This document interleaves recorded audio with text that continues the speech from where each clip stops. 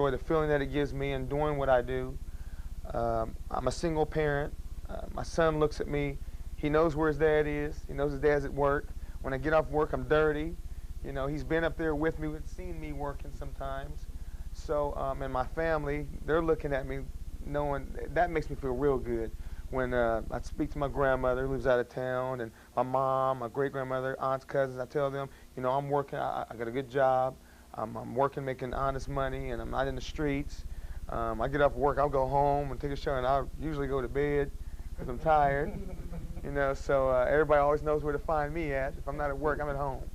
But it makes me feel real good to get somewhere and do it in a positive way. My family shares something else with you. We had an article in the paper that explained a little bit about the TEACH program, went into a little depth about what's going on, and I was at work, and I had like 5 or 6 calls telling me, "You're in the paper, I seen you in the paper," and I read what it said, and I had explained to them what the program was about and what I was involved in, but they didn't really grasp onto it. But then after they read that, they found out a little bit more about it. And I even had people, family members and friends asking me, well, how do I get on up there? How do I get a job? And, you know, come to the classes, and listen to John, listen to the speakers, and, you know, get you a job. It's going to be rough, but, you know, you can make it too, so.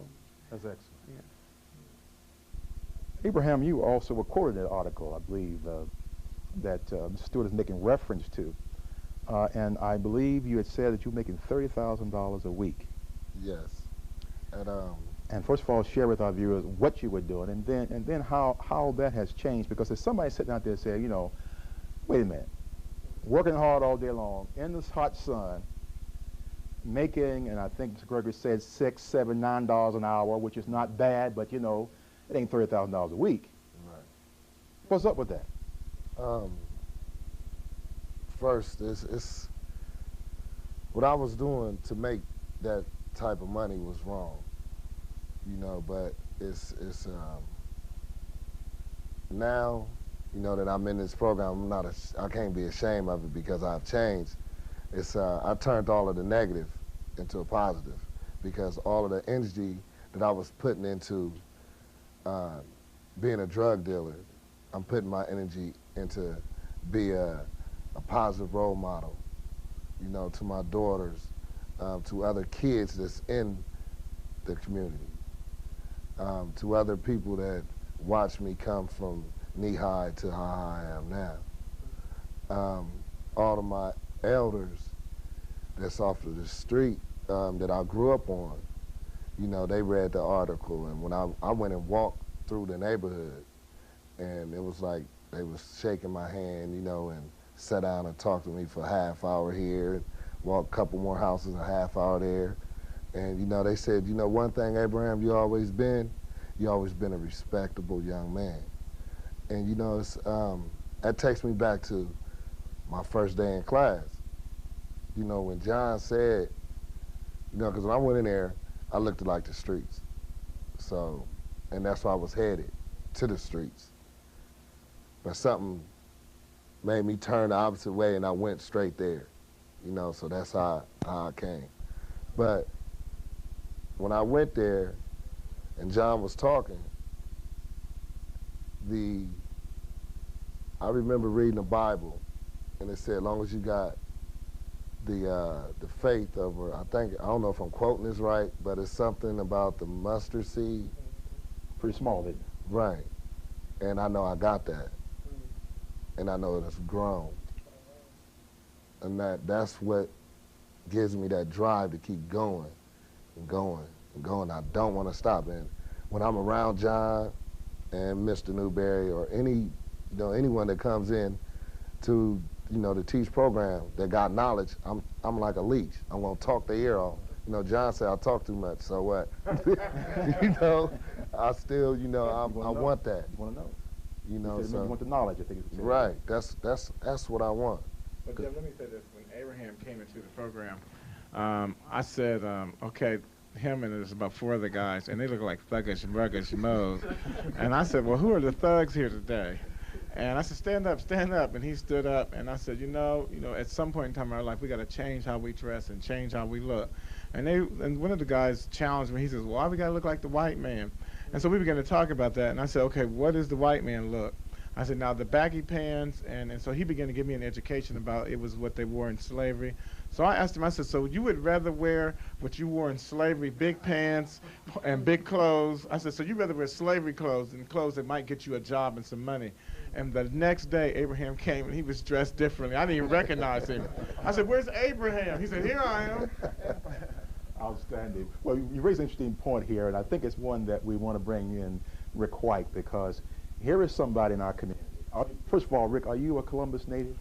I'm originally from Cleveland, Ohio. From Cleveland, Ohio. But how long have you been in Columbus? I've been in Columbus about 16, 17 years. 17 years almost now. And what do you do here in the city? I work hard. But I run a Midwest investments and management company, and we do rehab on houses that's distressed.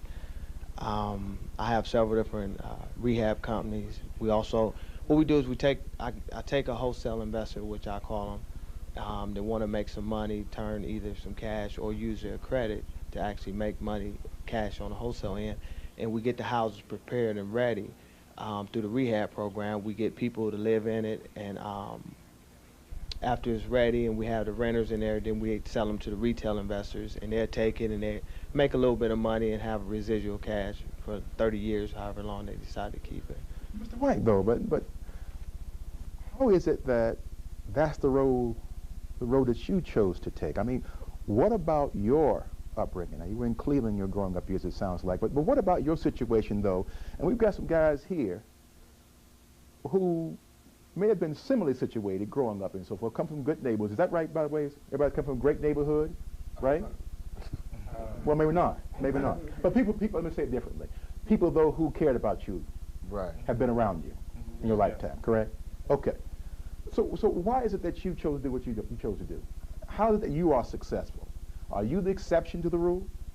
No, I grew up in Cleveland, and my mom died when I was 13 years old, and I was a wreck after that for probably about 2 or 3 years, and then I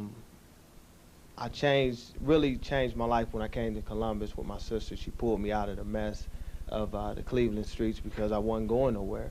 And I still got in Columbus, and I finished high school, and I still had a few issues when it came to being good and bad, but I got into a situation where I almost went to jail, and God grabbed me right then and there, and it was clear. I was laying on the bed, and he said, either you would change your life and you would accept me into your life, or you would spend your life in prison. So I said, well, I don't think I want to go to prison the rest of my life, so I decided to accept him into my life. But what really was a turning point for me, one of my family members was in the streets. They was making nice money, and I was looking, and I was like, man, you making some good money.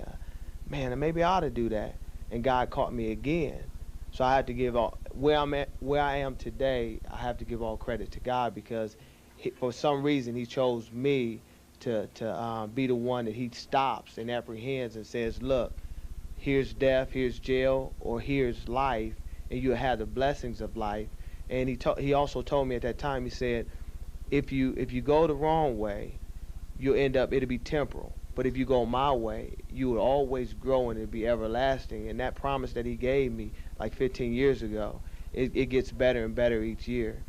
So your spiritual grounding at this point in time, and this was a new thing for you, really enhanced your opportunity to become who you are today, a very successful business person. Yes. I want to bring Reverend McGee into this. I want to also correct myself a little early on. His company now is called actually Manifesting Excellence Now Institute. So I'm going to correct myself early on. You've been sitting and listening to this conversation. And Reverend McGee, what are your thoughts about what you've heard thus far? And how is it that you are doing within the Institute to try to make a difference also in the community? Well, I'm sitting here and I'm feeling it's a privilege just to be able to be here and be a part of this, you know. And I was content just to hear these brothers speak. The joy and excitement I get from seeing folks' lives change, that's the passion that drives me today.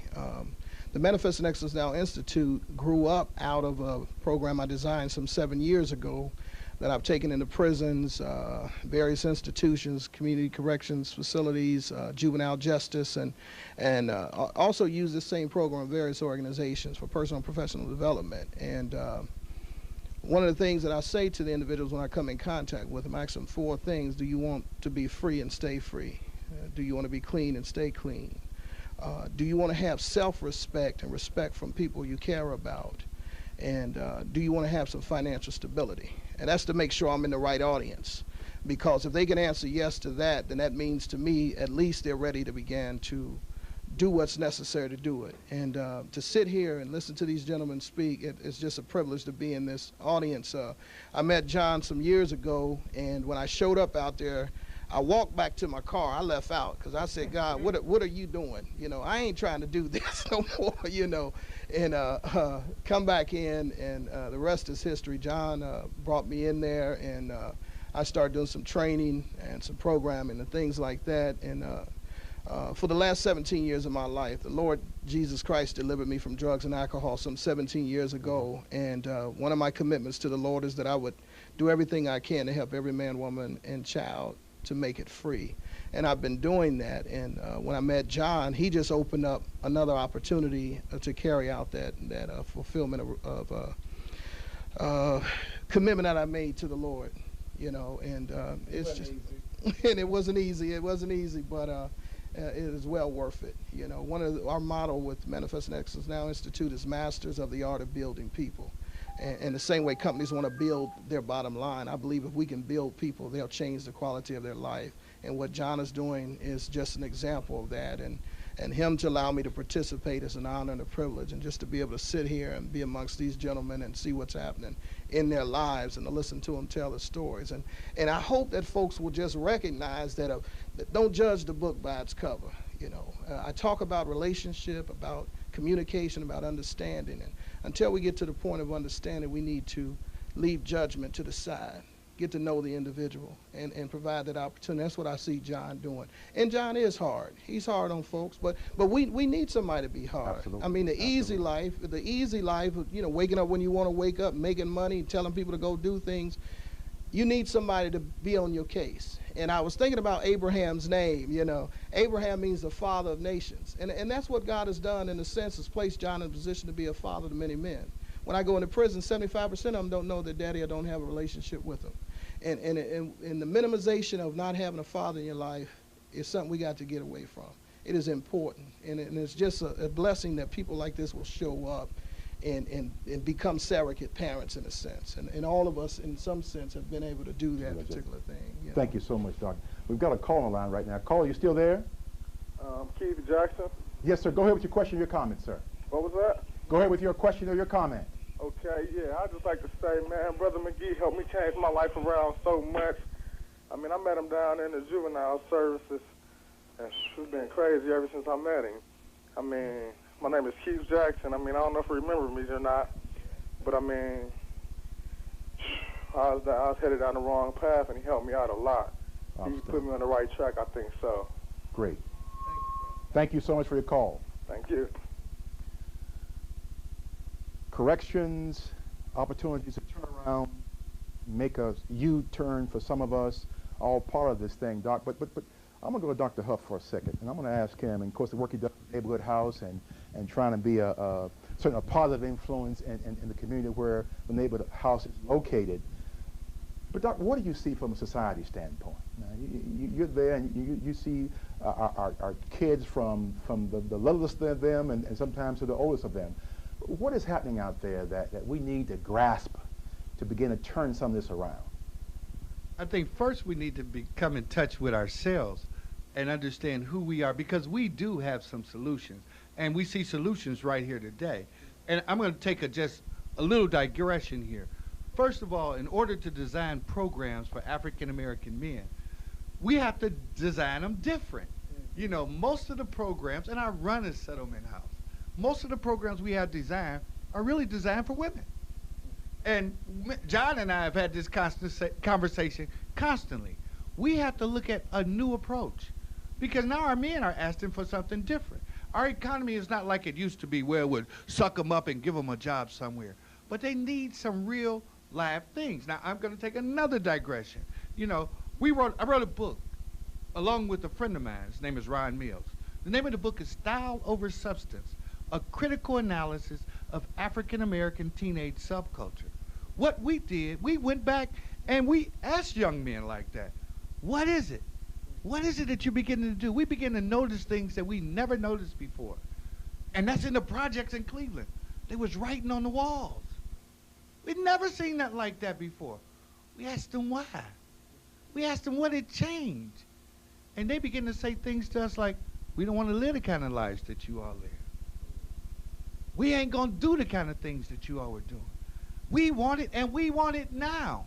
We said, wait a minute. What's this now culture?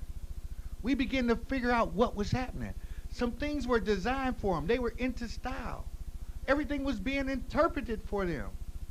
And guess what? We as men were backing up, and we were afraid of them. We were afraid to say, hello, how you doing? When they walked down the street, we crossed the street. They knew we were scared. They knew we were scared. So we had to begin to do some different kind of things. So I wasn't so much concerned about society. I had to first be concerned about me.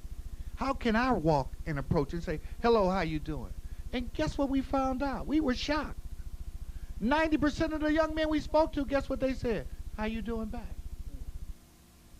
So we began to study them even more to try to find out, how did this style come in place? That's when society came in and said, look, you don't have to do nothing else. We will interpret everything for you. We will tell you to wear baggy pants. We will tell you what kind of music to listen to. We would tell you what kind of programs to listen to. And people said, y'all can't fight that. We said, yes, we can. We designed what we call a positive education program that first of all talked about personal development. We have to understand that we had the solutions.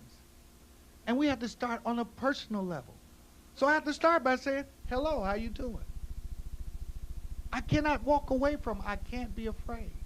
No, I think that's a critical thing. I think that's a critical thing for African American men. We cannot be afraid. I mean, marketing will tell you, I say kind of crazy stuff. Well, I don't know, I say crazy stuff. And people say, I cannot believe you said that to, I mean, I tell the drug dealers, I'm like, look, you make $5 a day, you're dusty on the corner, why are you there? You know, you're not making no money. And so, you know, Abraham, they all laugh at me. Because, you know, I say things that really, most people want to get up and smack me for. But I think what we cannot do is be afraid to tell the truth. That's right. And I think, you know, I heard somebody say this past couple of weeks that, well, we need more jails, and every drug dealer we find, we're going to make sure they go to jail. Well, going to jail ain't solving anything. I mean, 67% of the men in prison are black. We make up 12% of the population. That is absolutely horrific. Why can't we take that same dollars that we would want to take and put a person in prison and do what Mr. Newberry said? He says $2 million. He says, well, I got to spend it. This is the way I'm going to eliminate crime. I'm going to go out there, give these guys an opportunity. Not only are they getting a job, but they're getting some knowledge. They're getting guys coming and talking to them, and everybody got a standard. And everybody's saying you got to struggle. And we got guys who say, look, don't sell drugs. We got guys who go out and try it. They come back. I want to get back in the program. Please let me back in the program. No, you made a choice to do something different. But their peers didn't decide. Do they get to come back? And it's really kind of funny. You hear these guys, and they're like, oh, it looked different when I was working for somebody. Now that I'm responsible, oh, my God, they don't come to work on time. I don't want to be bothered with them. But part of what it is that we have been so afraid, I think, in our community, and we were looking for the outside community to have a decision for us, that we could make that decision. You know, and what we as professional African-American men have to do, we can't leave it to women. We have to decide. We have the education. We have the dollars. I can't be afraid to talk to these brothers. I got to go talk to them. And then I got to tell them, that ain't right. And you need to do something different. The truth. That's right. And you know, and I don't want to be a commercial, but I need to say that we have to design our programs different. You know, I don't see nothing wrong with staying open to 8 o'clock at night. And I see nothing wrong with having a recreation component to your program. I also don't see anything wrong with having a family night so they could bring their families together, so we could celebrate something. See, those are the kind of things that we got to do. See, if we just, you know, and being involved with training programs is something that has always bothered me, because we do some of the best training programs in the world. We could teach you to lay bricks all day long. Then we take you out to the job, you know nothing about the work culture. You can't keep the job. So there has to be a combination of the two. And I think from what we're seeing up here, we see that the combination worked. John has designed it different. It makes sense, you know. And the best thing of it, and I want to just, I think we need to highlight this all over the place. The community is going to be better. Because you ain't going to let nobody mess up that stuff that you done put together. Right. You know, and you know that. I know that. And guess who else know that? Everybody's walking up and down the street. They say, no, man, maybe we ought to go over here. All right. Let me ask Mr. Newberry a question here. Bring him back into the discussion as we kind of wrap up here, gentlemen. The hours is going by so quickly. But again, you said early on that well, I'm going back to your comments in the paper, I guess is what I'm going to make reference to now, that it made business sense. You made a business investment. How has the return been thus far? The return's been very promising. Honestly, they're working for low wages, which commensurate with their skill level. But the good thing for them is when this project is done, I know some of them are going to be hired by the construction crews that are working on the property because they're working exceptionally hard. And now they've learned skills, so they'll continue, they'll be moving on to other projects. Hopefully they'll still be living at Woodland Meadows. Now they're productive, their families, you know, they're contributing to paying the rent. These are now productive members of the community, not just Woodland Meadows, but Columbus and Franklin County at large. Yeah. True, they're now, yeah, it's completely flipped. And so for me, it makes a ton of sense. I think the trouble in a lot of the programs, like you mentioned, they're designed, okay, well here, let's provide job training, but really here they're getting on-the-job training. They're in the classroom 2 weeks, and the biggest thing there is to simply see that they can show up 2 weeks on time and stay for the full time and really learn some soft skills just so when they're out there, they can learn what it really takes to succeed and be productive. But the bottom line is it makes business sense. And I mean, I've been very blessed to have John really be the liaison with this program, but I think by proving it here, this could flourish. There's no reason this couldn't happen. If I was to do another project in a year, there's no question I'd set up a program exactly like this, and that's what I would want. What would you advise then persons who may be setting up projects across the city? We're hopefully are going to be experiencing a building boom here in Columbus. That certainly is our objective and so forth. But what would you say then to a person who may be considering a project out there now that might require labor? Would teach be an option for them? Teach should be your #1 option. Call John. Yeah, don't call a temporary labor agency where they simply sign up and they're just there as a connection. Here, this is a connection, but these they're held to a standard. They have, I mean, if they don't fulfill what John lays out for them, which are really truly our high standards, then they're out of the program. And right now, they know they're out of the program. There's 80, 100 people right behind them ready to fill their shoes. So there's some pressure. It's not just, without a question, it's not a handout program. We've got just a few minutes, gentlemen. I'm going to end with John over here, but I'm going to come back to you all. Just give me a one-word answer if you can think of one, or a sentence or two, that might describe what your life may have been about or be like today had it not been for Project Teach. Abraham. My life, just to sum it up, I truly believe my life would have been hell. Roy Kennedy. Disastrous, in one word. Disastrous. Mark. I'd like to say probably unfulfilled, dissatisfied.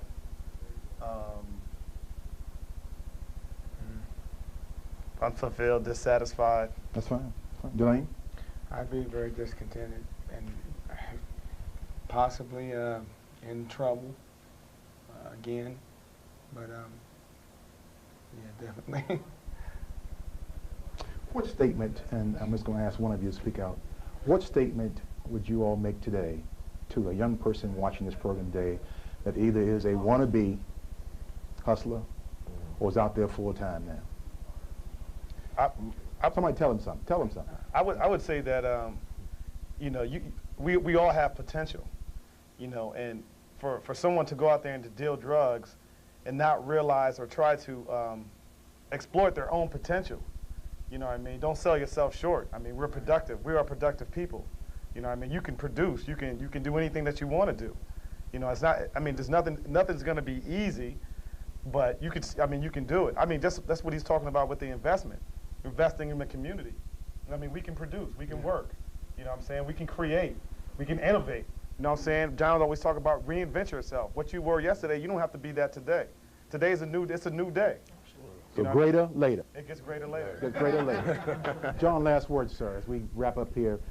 Tell us again, how can we get involved with Teach? What can the community do? How do we contact you? How would persons who are interested find out more about the organization, et cetera? Well, here's really, it's not so much about the message of Teach that I want to leave. It's the message that African-American young men don't belong in prison. And we need to change the paradigm of how we look at African-American young men. If we want to talk about rebuilding communities in the city of Columbus, we have to have the discussion of what are we going to do with the guys that's hanging out on the corner. And the guys on the corner are human beings, and they don't belong. We don't need to send out another brother to prison. And all these young guys will tell you, I don't believe in violence either. And all the violence that has happened of lately, it's unacceptable. Unacceptable. It's absolutely unacceptable. But the unacceptable, too, is also, what is the alternative? You know, we're going to pick them up and put them in jail and create what? Well, I say pick them up, put them in employment, put them in education, and create a man that's going to lead his family in the future. If you want to get involved, you know, our phone number is 614-239-7788. Let's get to it again now. 614-239-7788.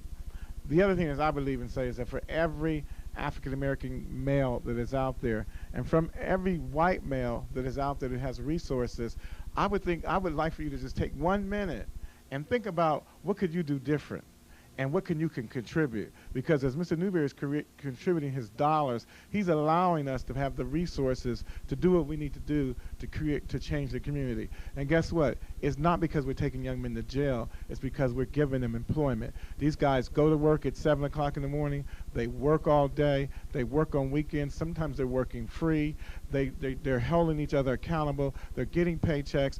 And guess what? These are guys who may have had a record, but they're not trying to go back there. They're trying to go forward. So let's loose the change of the past on young African-American men, and let's set them free. But let's give them the resources so they can be set free. We're going to put a pin. Thank you.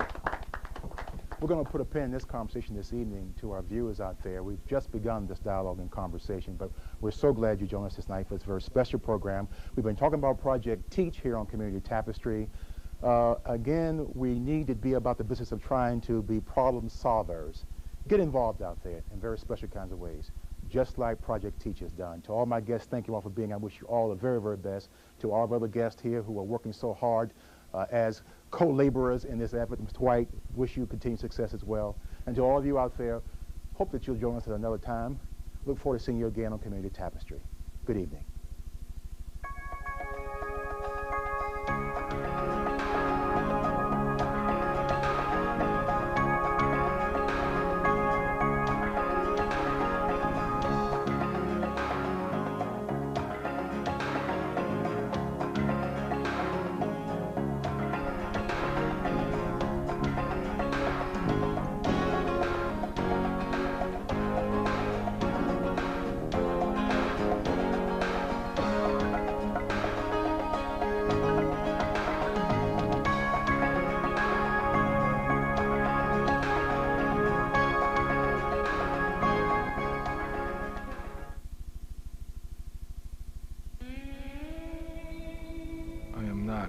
Dinosaur.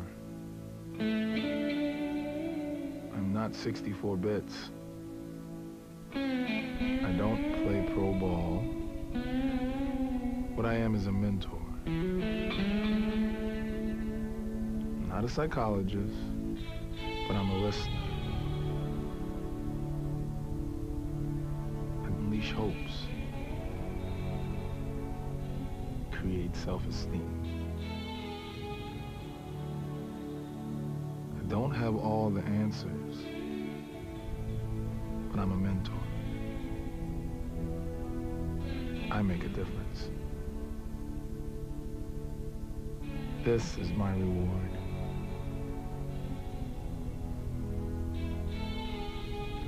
Kids who have mentors are less likely to do drugs. Be a mentor. You might decide to change your hair if everyone else did. You might decide to get a tattoo if everyone else did. You might even decide to smoke pot if everyone else did. Well, guess what? Not everyone else does.